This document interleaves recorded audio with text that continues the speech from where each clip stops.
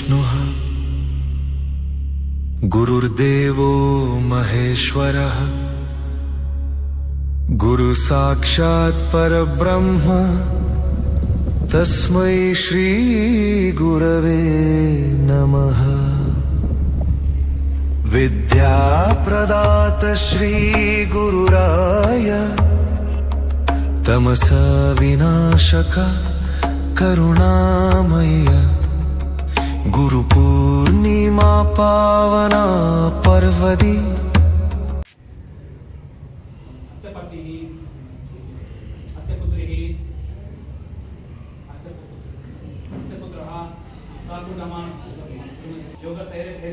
जय विजय नमो नमः नवग्रह देवताभ्यो नमः ओम पृथ्वी नमः ओम आकाश देवताभ्यो नमः ओम वरुण देवताभ्यो नमः ओम अग्नि नमः ओम वायु देवताभ्यो नमः ओम नमो विष्णुवे नमः। पुष्पं समर्पयामि सुगन्धद्रव्याणि समर्पयामि।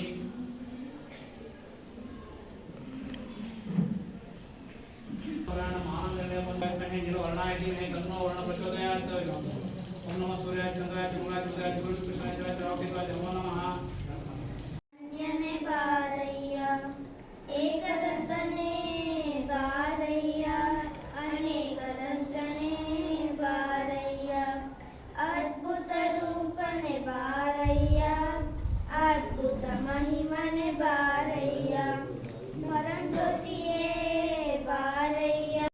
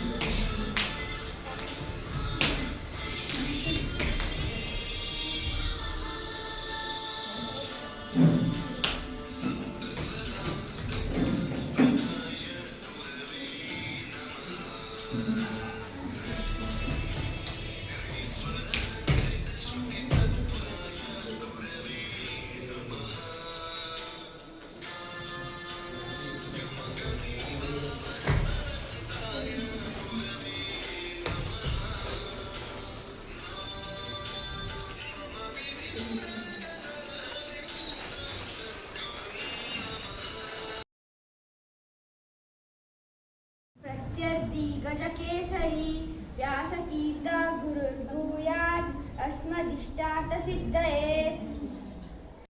ಜ್ಞಾನದ ವಾದಗಳಲ್ಲಿ ಆನೆಗಳಿಗೆ ಸಿಂಹದಂತಿರುವ ಶ್ರೀ ವ್ಯಾಸರಾಜ ಗುರುಗಳು ನಮ್ಮ ಸ್ವಲ್ಪ ಇಷ್ಟಾರ್ಥಗಳನ್ನು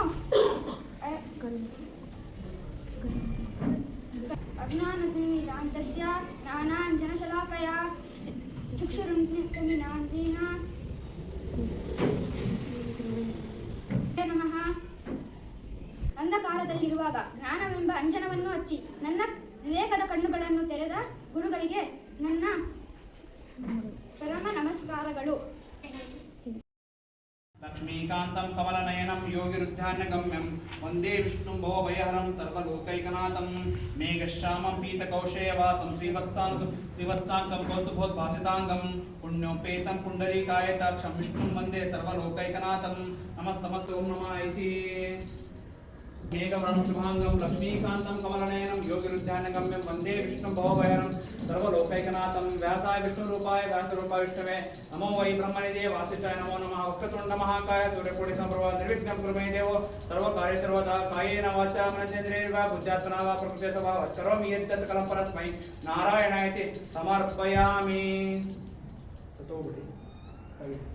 प्रचोदयात् ओम कात्यायनाय विद्महे कन्याकुमारी धीमहि तन्नो दुर्गा प्रचोदयात् ओम एकदन्ताय विद्महे वक्रतुण्डाय धीमहि तन्नो दन्ती प्रचोदयात् ओम वेंकट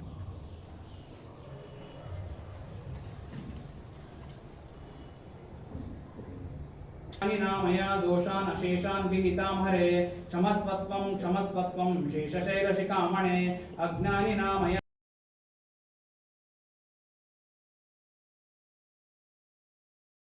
ತಂದೆ ಪೂಜೆ ಮಾಡ್ರಿ. ನಿಮ್ಮ ತಂದೆ ತಾಯಿಗಳ ನೀವು ಭಕ್ತಿಯಿಂದ ಪೂಜೆ ಮಾಡಿದ್ರೆ ಅದು ಭಗವಂತನ ಮುಟ್ಟುತ್ತೆ. ಆ ಭಕ್ತಿ ನಿಮ್ಮಲ್ಲಿ ಇರಬೇಕು. ಭಗವಂತ ಏನ್ ಕೇಳ್ತಾರಪ್ಪ ಅಂತಂದ್ರೆ ನಮ್ಮಲ್ಲಿ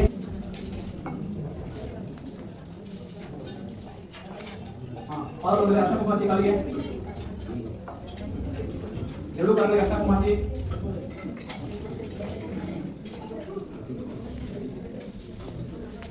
ತಂದೆ ತಾಯಿಗಳ ಪಾದ ಪೂಜೆ ಮಾಡೋದ್ರಿಂದ ಜನ್ಮ ಜನ್ಮಾಂತರ ಪಾಪಗಳನ್ನು ಮುಕ್ತ ಆಗ್ತಾರೆ. ನೀವೆಲ್ಲ ಎಂತಹ ಜ್ಞಾನ ಬರುತ್ತೆ ಅಂದ್ರೆ ಜೀವನದಲ್ಲಿ ಅಂತಂದ್ರೆ ಆ ಭಗವಂತನೇ ನಿಮ್ಮ ಸಂಕಟ ಸಮಯದಲ್ಲಿ ಬಂದು ನಿಂತು ಸಹಾಯ ಮಾಡ್ತಾನೆ. ಅಂತಹ ಜ್ಞಾನಿಗೆ ಅಷ್ಟಕುಮಾಚಿ ಹೂವು ಹಾಕಿದ್ರಿ. ತಾಯಿಯಂದ್ರು ತಂದೆಯರು ದಯಮಾಡಿ ಮಕ್ಕಳು ಆಶೀರ್ವಾದ ಮಾಡಿ ಒಳ್ಳೆಯದನ್ನು ಬಯಸಿ ಅವ್ರಿಗೆ.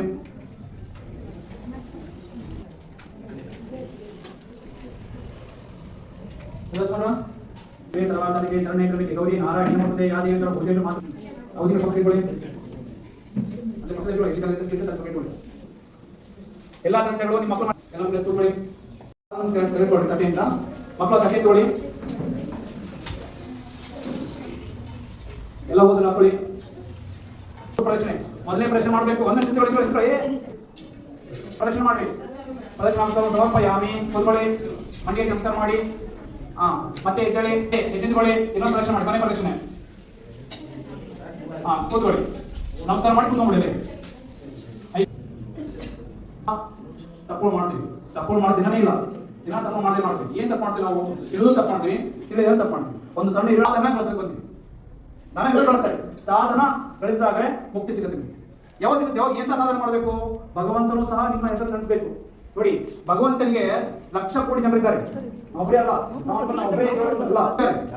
ಆದ್ರೆ ನಾವು ತಿಳ್ಕೊಳ್ಬೇಕು ಏನಪ್ಪ ಅಂದ್ರೆ ಬಂಧು ಬಾಂಧವರಿಗಿಂತ ಮಿಗಿಲಾದ ಯಾರು? ತಂದೆ ತಾಯಿಗಳಾಗ. ದ್ವಾಪರ ಯುಗದಲ್ಲಿ ಏನು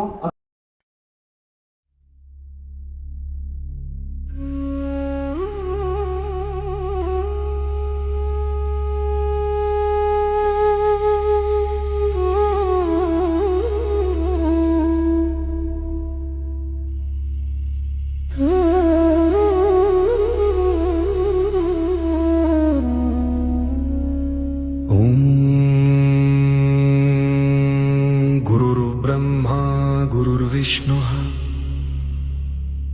गुरुर्देवो महेश्वरः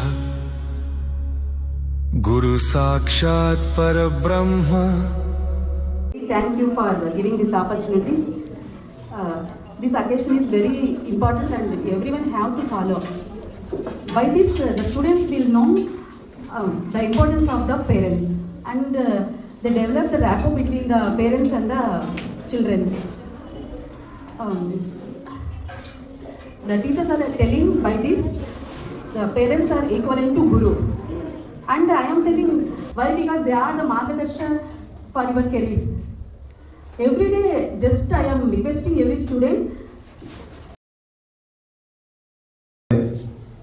ಇವತ್ತು ತುಂಬ ಅರ್ಥಪೂರ್ಣವಾದಂತಹ ಒಂದು ಕಾರ್ಯಕ್ರಮವನ್ನು SRS ಆಸ್ಕರ್ ಪಬ್ಲಿಕ್ ಶಾಲೆ ಒಂದು ಆಡಳಿತ ಮಂಡಳಿ ಮತ್ತೆಲ್ಲ ಈ ಶಾಲೆಯ ಕೋಆರ್ಡಿನೇಟರ್ ಮತ್ತೆಲ್ಲ ಶಿಕ್ಷಕ ವರ್ಗದವರು ತುಂಬ ಅಚ್ಚುಕಟ್ಟಾಗಿ ಆಯೋಜನೆ ಮಾಡಿದ್ದಾರೆ. ಮೊದಲನೇದಾಗಿ ನಮ್ಮೆಲ್ಲ ಪೋಷಕ ವರ್ಗದವರಿಂದ ಈ ಸಂಸ್ಥೆಯ ಎಲ್ಲ ಆಡಳಿತಾಧಿಕಾರಿಗಳಿಗೂ ಮತ್ತು ಸಿಬ್ಬಂದಿ ವರ್ಗದವರಿಗೆ ತುಂಬ ಹೃದಯದ ಧನ್ಯವಾದಗಳನ್ನು ಅರ್ಪಿಸ್ತೇನೆ.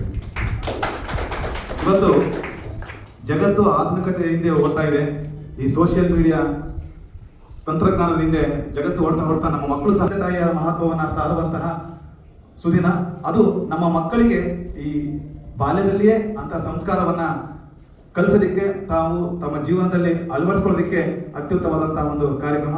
ನನಗಂತೂ ತುಂಬಾ ಸಂತೋಷ. ಯಾಕೆಂದ್ರೆ ಎಷ್ಟು ಜನ ಮಕ್ಕಳು ಪ್ರತಿನಿತ್ಯ ತಮ್ಮ ತಂದೆ ತಾಯಿಗೆ ಪಾದಪೂಜೆ ಮಾಡೋದು ಬೇಡ, ಅಟ್ಲೀಸ್ಟ್ ಮನಸ್ಸಿನಲ್ಲಾದ್ರೂ ಎದ್ದ ತಕ್ಷಣ ತನ್ನ ತಂದೆ ತಾಯಿಯರನ್ನ ಸ್ಮರಿಸಿಕೊಂಡು ನನ್ನ ಒಂದೆರಡು ಅನಿಸಿಕೆಗಳನ್ನ ವ್ಯಕ್ತಪಡಿಸೋದಕ್ಕೆ ಅವಕಾಶ ಮಾಡಿಕೊಟ್ಟಿರ್ತಕ್ಕಂಥ ಎಲ್ಲ ಆಡಳಿತ ಮಂಡಳಿಯವರಿಗೆ ಧನ್ಯವಾದಗಳು ನೀಡುತ್ತಾ ನಮಸ್ಕರಿಸ್ತೇನೆ. ಜೈ ಹಿಂದ್, ಜೈ ಕರ್ನಾಟಕ. ಈ ಒಂದು ಪೂಜೆ ಕಾರ್ಯಕ್ರಮದ ವೇದಿಕೆ ಮೇಲಿರ್ತಕ್ಕಂಥ ಜಗತ್ತು ಆಧುನಿಕತೆ ಹಿಂದೆ ಓಡ್ತಾ ಇದೆ. ಈ ಸೋಷಿಯಲ್ ಮೀಡಿಯಾ ತಂತ್ರಜ್ಞಾನದ ಹಿಂದೆ ಜಗತ್ತು ಓಡ್ತಾ ನಮ್ಮ ಮಕ್ಕಳು ತಂದೆ ತಾಯಿಯ ಮಹತ್ವವನ್ನು ಸಾರುವಂತಹ ಸುದಿನ.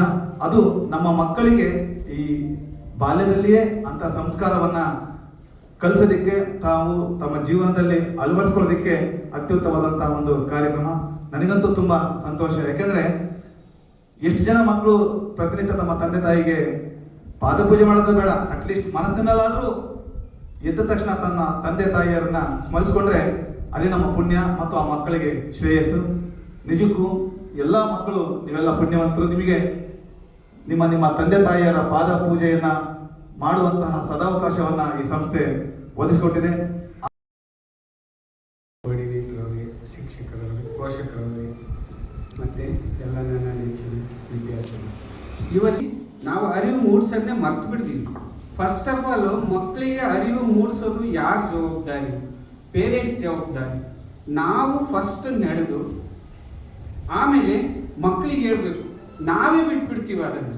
ಇವಾಗ ಬೆಳೆಯುವ ಸಿರಿ ಮೊಳಕೆ ಚೆನ್ನಾಗಿ ಬೆಳಿಬೇಕು ಅಂತಂದ್ರೆ ನೆಲ ಫಲವತ್ತಾಗಿರ್ಬೇಕಂದ್ರೆ ಇಲ್ಲ ಅಂದ್ರೆ ನಾವು ಯಾಕಂತಂದ್ರೆ ಚಿನ್ಮಯ್ ಸರ್, ರವಿ ಸರ್ ಅವರಿಗೆಲ್ಲ ಇಂಥ ಒಂದು ಪೂಜೆ, ಒಂದು ಅವೇರ್ನೆಸ್ ಮೂಡಿಸುವಂತಹ ಈ ಒಂದು SRS ವಿದ್ಯಾಸಂಸ್ಥೆಗೆ ನಾವು ಚಿರಋಣಿಯಾಗಬೇಕು. ಯಾಕಂತ ಹೇಳಿದ್ರೆ ಮುಂದೆ ನಮಗೆ ಬೆಲೆ ಗೌರವ ನಮ್ಮ ಮಕ್ಕಳು ಕೊಡಬೇಕು ಅಂತಂದ್ರೆ ಇಂಥ ಒಂದು ಆಚರಣೆಯನ್ನ ಎಲ್ಲ ನಡೆಸ್ಕೊಂಡು ಹೋಗ್ಬೇಕು. ಇನ್ನೊಂದು ಟೀಚರ್ಸು ಎಲ್ಲ ಬಹಳ ಒಂದು ಜವಾಬ್ದಾರಿಯುತವಾಗಿ ಮಕ್ಕಳಿಗೆ ನಾನು ಸುಮಾರು 2 ವರ್ಷದಿಂದ ಮಗನ್ನ ಸೇರಿಸ್ತಾ ಇದ್ದೀನಿ.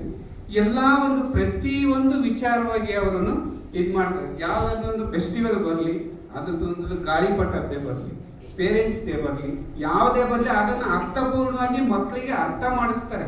ಯಾಕಂದ್ರೆ ಇವತ್ತು ಎಲ್ಲಿಯೂ ಈ ಒಂದು ಶಿಕ್ಷಣನೇ ಸಿಗ್ತಾ ಇಲ್ಲ. ಶಿಕ್ಷಣ ಅಂತಂದು ಹೇಳಿದ್ರೆ ಪುಸ್ತಕ ಓದ್ಬೇಕು. ಇಂಗ್ಲಿಷ್ ಚೆನ್ನಾಗಿ ಓದಿದ್ರೆ ನಮ್ಮ ಮಗ ವೆರಿ ಗುಡ್. ಮನೆಗೆ ಯಾರಾದ್ರೂ ಬಂದ್ರು ಅಂತಂದ್ರೆ ಏನ್ ಮಾಡ್ತಿದ್ದಾನೆ ನಿನ್ ಮಗ? ಓದ್ಕಂತಾರೆ. ಅತಿಥಿಗಳಾಗಿರೋ ಸ್ನೇಹಿತರಾಗ ಅವ್ರನ್ನ 2 ಮಾತು ಗೌರವ ಕೊಟ್ಟು ಮಾತಾಡ್ತಿದ್ಮೇಲೆ ಅಲ್ಲಿ ಎಷ್ಟು ಬಂದ್ರೆ ಏನ್ ಬಂತು? ನಮ್ಮ ಮಕ್ಕಳು ಗೌರವಯುತವಾಗಿ ಬೆಲೆನ ಪಡಿಬೇಕು ಅಂತಂದ್ರೆ ಅದನ್ನ ಕಲಿಸ್ಬೇಕು. ಯಾರನ್ನು ಗೌರವ ಕೊಡಬೇಕು, ಗುರುಗಳಿಗೆ ಆಗಲಿ, ಸಂಬಂಧಿಕರಿಗೆ, ಯಾರಿಗಾಗಲಿ ಗೌರವ ಕೊಟ್ಟಾಗ ಮಾತ್ರ ಮಕ್ಕಳಿಗೆ ಬೆಲೆ ಬರುತ್ತೆ. ಸುಮ್ಮನೆ ಉನ್ನತ ಮಟ್ಟಕ್ಕೆ ಬೆಳೆದು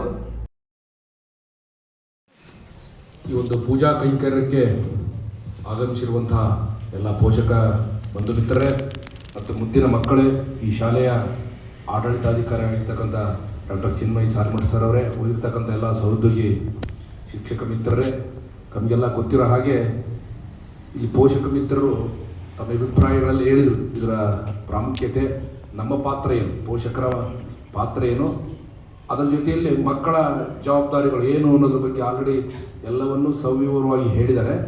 ನಾನು ಈ ಗುರುಪೂರ್ಣಿಮೆಯ ಹಿನ್ನೆಲೆಯನ್ನು ಯಾಕೆ ನಾವು ಇದನ್ನ ಆಚರಿಸ್ತೀವಿ ಅನ್ನೋದ್ರ ಬಗ್ಗೆ 1-2 ಮಾತುಗಳನ್ನು ನಾನು ಹೇಳಲಿಕ್ಕೆ ಇಷ್ಟಪಡ್ತೀನಿ. ಇದು ಇತಿಹಾಸದ ಉಲ್ಲೇಖದಿಂದ, ಪುರಾಣಗಳ ಒಂದು ಹಿನ್ನೆಲೆಯಲ್ಲಿ ಅದರ ಒಂದು ದಿನ ಅಂತೇಳಿ ಬೌದ್ಧ ಧರ್ಮದ ಹಿನ್ನೆಲೆಯಲ್ಲಿ ನೋಡ್ಬೋದು. ಇನ್ನು 3ನೇದಾಗಿ ಮಹಾಭಾರತದ ಹಿನ್ನೆಲೆ ಹೇಳೋದಾದರೆ, ಈ ವ್ಯಾಸ ಮಹರ್ಷಿಗಳು ಜನಿಸಿದಂತಹ ದಿನ, ಅದರ ಜೊತೆಯಲ್ಲಿ ವ್ಯಾಸ ಮಹರ್ಷಿಗಳು ಮಹಾಭಾರತವನ್ನು ಬರಲಿಕ್ಕೆ ಆರಂಭಿಸಿದ ದಿನ ಅಂತೇಳಿ ಒಂದು ಉಲ್ಲೇಖ ಹೇಳುತ್ತೆ. ಒಟ್ಟಾರೆಯಾಗಿ ಇದರ ಪ್ರಾಮುಖ್ಯತೆ ಏನಂದ್ರಪ್ಪ ಅಂದರೆ ಗುರುವಿನ ಪ್ರಾಮುಖ್ಯತೆ. ಗುರು ಸಮಾಜವನ್ನು ಸದ್ದಾರಿಯಲ್ಲಿ, ಸನ್ನಡತೆಯ ಮಾರ್ಗದಲ್ಲಿ, ಸುಸಂಸ್ಕೃತ ಹಾದಿಯಲ್ಲಿ ಕೊಂಡೊಯ್ಯಲಿಕ್ಕೆ ಮಾರ್ಗವನ್ನು ಹಾಕಿಕೊಟ್ಟಂಥ ದಿನ ಅಂದರೆ ಇದರ ಒಂದು ಪ್ರಾಮುಖ್ಯತೆಯನ್ನು ನಾವು ಉಲ್ಲೇಖಿಸಬಹುದು. ನಾವು ಆ ಮಹಾಭಾರತವನ್ನೇ ನಾವು ಉದಾಹರಣೆಗೆ ಇಟ್ಟುಕೊಂಡು ಹೇಳೋದಾದರೆ, ಇನ್ನು ಕುರುಕ್ಷೇತ್ರ ಯುದ್ಧ ಪ್ರಾರಂಭವಾಗಬೇಕು. ಗುರುವಿನ ಪ್ರಾಮುಖ್ಯತೆ ಹೇಗಿರುತ್ತೆ ಅನ್ನೋದು, ಗುರುವಿಗೆ ಯಾವುದೇ ರೀತಿಯಲ್ಲಿ ಅವನಿಗೆ ಒಂದು ಅಸಮಾನತೆ, ಮೇಲು ಕೀಳು ಭೇದ ಭಾವ ಇಲ್ಲ. ಅದಕ್ಕೆ ಉದಾಹರಣೆಯಾಗಿ ಮಹಾಭಾರತದಲ್ಲಿ ಒಂದು ಉಲ್ಲೇಖ ಬರುತ್ತೆ, ಮಹಾಭಾರತ ಒಂದು ಪ್ರಸಂಗ ಬರುತ್ತೆ. ಮಹಾಭಾರತದಲ್ಲಿ ಇನ್ನೇನು ಪಾಂಡವರು ಮತ್ತು ಕೌರವರ ನಡುವೆ ಯುದ್ಧ ಪ್ರಾರಂಭ ಆಗಬೇಕು. ಪಾಂಡವರ ಪ್ರತಿನಿಧಿಯಾಗಿ ಧರ್ಮರಾಜ, ಕೌರವರ ಪ್ರತಿನಿಧಿಯಾಗಿ ದುರ್ಯೋಧನ, ಇಬ್ಬರೂ ಸಹ ಶ್ರೀಕೃಷ್ಣನ ಹತ್ರ ಹೋಗ್ತಾರ, ನಮ್ಮ ಪಕ್ಷದ ಪರವಾಗಿ, ನಮ್ಮ ಪರವಾಗಿ ಯುದ್ಧ ಮಾಡಬೇಕು, ಬರಬೇಕು ಅಂತ ಹೇಳಿ ಕೇಳಿಕೊಂಡಾಗ ಆರಂಭದಲ್ಲಿ ಯಾರು ಹೋಗ್ತಾರೆ? ಈಗ ಪಾದದ ಕಡೆ ಧರ್ಮರಾಜ ಇರ್ತಾನೆ, ದುರ್ಯೋಧನ ಕಡೆಗೂ ಸಹ ದುರ್ಯೋಧನ ತೆರೆಯ ಕಡೆಗೆ ಇರ್ತಾನೆ, ಪಾದದ ಕಡೆಗೆ ಧರ್ಮರಾಜ ಇರ್ತಾನೆ. ಆರಂಭದಲ್ಲಿ ಯಾರು ನೋಡಿದ್ರೆ ಅವ್ರಿಗೆ ಆಶೀರ್ವದಿಸ್ತೀನಿ ಅಂತ. ಅದರ ಅರ್ಥ ಏನಪ್ಪ ಅಂದರೆ, ಧರ್ಮ ಎಲ್ಲಿರುತ್ತೋ, ನ್ಯಾಯ ಎಲ್ಲಿರುತ್ತೋ, ಸನ್ನಡತೆ ಎಲ್ಲಿರುತ್ತೋ, ಸಂಸ್ಕೃತಿ ಎಲ್ಲಿರುತ್ತೋ ಅಲ್ಲಿ ಗುರುವಿನ ಆಶೀರ್ವಾದ ಇದ್ದೇ ಇರುತ್ತೆ. ಇದೊಂದು ತಾತ್ಪರ್ಯ. ನಾವೆಲ್ಲರೂ ಸನ್ನಡತೆಯ ಮಾರ್ಗದಲ್ಲಿ ನಡೆದಿದ್ದೇ ಆದರೆ, ಧರ್ಮದ ಹಾದಿಯಲ್ಲಿ ನಡೆದಿದ್ದೇ ಆದರೆ, ನ್ಯಾಯದ ಹಾದಿಯಲ್ಲಿ ನಡೆದಿದ್ದೇ ಆದರೆ, ಯಾರು ಕೈ ಬಿಟ್ಟರು ಗುರು ನಮ್ಮನ್ನು ಕೈ ಬಿಡಲ್ಲ. ಇದು ಒಂದು ತಾತ್ಪರ್ಯ. ಇನ್ನು ರಾಮಾಯಣದ ಹಿನ್ನೆಲೆಯಲ್ಲಿ ಹೇಳೋದಾದ್ರೆ, ರಾಮಾಯಣದಲ್ಲಿ ಇನ್ನೇನು ಸೀತೆಯನ್ನು ಕದ್ದೊಯ್ದ ರಾವಣ ಲಂಕೆಗೆ ಯುದ್ಧ ಮಾಡಲಿಕ್ಕೆ ವಾನರ ಸಹಾಯದಿಂದ ಸಾಗರವನ್ನು ದಾಟಿ ಹೋಗ್ತಾನೆ. ಇನ್ನೇನು ಯುದ್ಧ ಪ್ರಾರಂಭಿಸಬೇಕು. ಒಂದು ವೈಶಿಷ್ಟ್ಯತೆ ಏನಂದ್ರೆ, ಯುದ್ಧ ಪ್ರಾರಂಭಿಸುವ ಪೂರ್ವದಲ್ಲಿ ಶ್ರೀರಾಮಚಂದ್ರ ಏನ್ ಮಾಡ್ತಾರಪ್ಪ ಅಂದ್ರೆ, ಗುರುವಿನ ಪಾದ ಪೂಜೆ ಮಾಡೇ ಯುದ್ಧ ಪ್ರಾರಂಭಿಸಬೇಕು. ಅಲ್ಲಿ ಗುರು ಇಲ್ಲ, ಎಲ್ಲರೂ ಅಸುರರು. ಏನು ಮಾಡಬೇಕು ಅಂದಾಗ ಅವನಿಗೆ ನೆನಪಿಗೆ ಬರುತ್ತೆ ರಾವಣನೂ ಸಹ ಗುರು. ಯಾಕಂದ್ರೆ ವಸಿಷ್ಠ ಮಹರ್ಷಿಗಳ ಕೃಪಕಟಾಕ್ಷದಿಂದ ಹುಟ್ಟಿರ್ತಕ್ಕಂಥವನು ಶ್ರೀರಾಮಚಂದ್ರ, ಕಶ್ಯಪ ಮಹರ್ಷಿಗಳ ಕೃಪಕಟಾಕ್ಷದಿಂದ ಹುಟ್ಟಿರ್ತಕ್ಕಂಥವ್ರು ರಾವಣ. ಅವರಿಬ್ರು, ಕಶ್ಯಪ ಮಹರ್ಷಿ ಮತ್ತು ವಸಿಷ್ಠ ಮಹರ್ಷಿಗಳು ಇಬ್ರು ಸಹ ಬ್ರಾಹ್ಮಣೋತ್ತಮರು. ಇಬ್ಬರ ಅನುಗ್ರಹದಿಂದ ಅವರಿಬ್ರು ಜನ್ಮ ತಾಳಿರ್ತಾರೆ. ಅವರಿಗೆ ಕರೆಯಲ್ಲಿ ಹೋಗುತ್ತೆ ಕರ್ಕೊಂಬನ್ನಿ ಅಂತೇಳಿ. ಆವಾಗ ಅವನು ನಾನು ಶತ್ರು, ಶ್ರೀರಾಮ ನನ್ನ ಶತ್ರು ಅನ್ನೋದನ್ನು ಮರೆತು ಗುರುವಿನ ಸ್ಥಾನದಲ್ಲಿ ನಿಂತ್ಕೊಂಡು ವಿಜಯೀ ಭವ ಅಂತೇಳಿ ಆಶೀರ್ವದಿಸ್ತಾರೆ. ಇದು ತಾತ್ಪರ್ಯ ಅಷ್ಟೇ. ಇಲ್ಲಿ ಗುರುವಿಗೆ ಯಾವುದೇ ರೀತಿಯ ಕೀಳಿರ್ಮೆ, ಯಾವುದೇ ರೀತಿಯ ಒಂದು ಮೇಲು ಕೀಳು ಎಂಬ ಮನೋಭಾವನೆ ಇಲ್ಲ. ಸರ್ವಮಂಗಳ ಸರ್ವರಿಗೂ ಒಳಿತನ್ನ ಬಯಸ್ತಕ್ಕಂಥ ಯಾವುದಾದ್ರೂ ವ್ಯಕ್ತಿತ್ವ ಇದ್ರೆ ಅದು ಆ ಗುರುವಿನ ಸ್ಥಾನವನ್ನ, ಗುರುವಿನ ಶಕ್ತಿಯನ್ನು ಕೇವಲ 4 ಗೋಡೆಗಳ ಮಧ್ಯೆ ಅಕ್ಷರ ಕಲಿಸ್ತಕ್ಕಂಥ ಗುರುವಿಗೆ ಮಾತ್ರ ಸೀಮಿತಗೊಳಿಸಬಾರ್ದು. ಇಲ್ಲಿ ಗುರು ನಮ್ಮ ಹಿತವನ್ನ, ನಮ್ಮನ್ನ ಸರಿದಾರಿಗೆ ಕೊಂಡೊಯ್ತಕ್ಕಂಥ, ಸನ್ನಡತೆ ಹಾದಿಯಲ್ಲಿ ಕೊಂಡೊಯ್ತಕ್ಕಂಥ, ಸಂಸ್ಕಾರವನ್ನು ನಮ್ಮ ಬದುಕಿಗೆ ಧಾರೆ ಅಂತಕ್ಕಂಥ, ನ್ಯಾಯ ಯಾವುದು, ಅನ್ಯಾಯ ಯಾವುದು, ಧರ್ಮ ಯಾವುದು, ಅಧರ್ಮ ಯಾವುದು ಎಂಬುದನ್ನು ತೋರಿಸಿಕೊಡ್ತಕ್ಕಂಥ ಎಲ್ಲ ಸ್ನೇಹಿತರಿರ್ಬೋದು, ತಂದೆ ತಾಯಿಗಳು ಇರ್ಬೋದು, ಅಕ್ಷರ ಕಲಿಸ್ತಕ್ಕಂಥ ಗುರು ಇರ್ಬೋದು, ಎಲ್ಲರೂ ಸಹ ಪೂಜನೀಯ ಒಂದು ಸ್ಥಾನಕ್ಕೆ ಅರ್ಹರು, ಗೌರವವನ್ನ ಪಡಲಿಕ್ಕೆ ಅರ್ಹರು. ಅದನ್ನು ನಾವು ಮನಸ್ಸಲ್ಲಿ ಇಟ್ಕೊಂಡು, ಈಗಾಗಲೇ ನಮಗೇನು ಪೋಷಕ ಮಿತ್ರರು ಹೇಳಿದ್ರು, ಪೂಜನೀಯರು ಹೇಳಿದ್ರು, ಅದೆಲ್ಲ ಮೌಲ್ಯಗಳನ್ನ ನಾವು ಅದನ್ನ ಜೀವನದಲ್ಲಿ ಅಳವಡಿಸ್ಕೊಳ್ಳೋಣ. ಒಂದು ಸುಸಂಸ್ಕೃತವಾಗಿ ಈ ಸಮಾಜದಲ್ಲಿ ಬದುಕೋಣ. ಈ ನಮ್ಮ ಭಾರತೀಯ ಸಂಸ್ಕೃತಿಯ ವೈಶಿಷ್ಟ್ಯತೆ ಏನಪ್ಪ ಅಂದ್ರೆ, ಇಡೀ ವಿಶ್ವದಲ್ಲಿ ಎಲ್ಲೂ ಇಲ್ಲ ಈ ರೀತಿಯ ವೈಶಿಷ್ಟ್ಯಪೂರ್ಣ ಆಚರಣೆ. ಇದು ನಮ್ಮ ಒಂದು ತಾಕತ್ತು. ನಮ್ಮ ಸಂಸ್ಕೃತಿ, ಭಾರತೀಯ ಸಂಸ್ಕೃತಿಯ ಒಂದು ಈ ತಾಕತ್ತು. ಇದನ್ನು ಈ ಪರಂಪರೆಯನ್ನ ನಾವು ಮುಂದುವರಿಸಿಕೊಂಡು ಹೋಗ್ಬೇಕಾಗಿರ್ತಕ್ಕಂಥ ಗುರುತರವಾದ ಹೊಣೆಗಾರಿಕೆ, ಮಕ್ಕಳ ಹೊಣೆ ಜವಾಬ್ದಾರಿ ನಿಮ್ಮ ಮೇಲೆ ಇದೆ. ಇದು ಮುಂದಿನ ಪೀಳಿಗೆಗೆ ಕೊಂಡೊಯ್ಯಲಿ ಅಂತ ನಾನು ಆಶಿಸ್ತಾ, ಎಲ್ಲರಿಗೂ ಒಳ್ಳೆಯದಾಗಲಿ ಅಂತ ನಾನು supporters. First of all, I would like to say thank you to our honorable guest T.S. Ravi sir, administrator of SRS Group of Institution.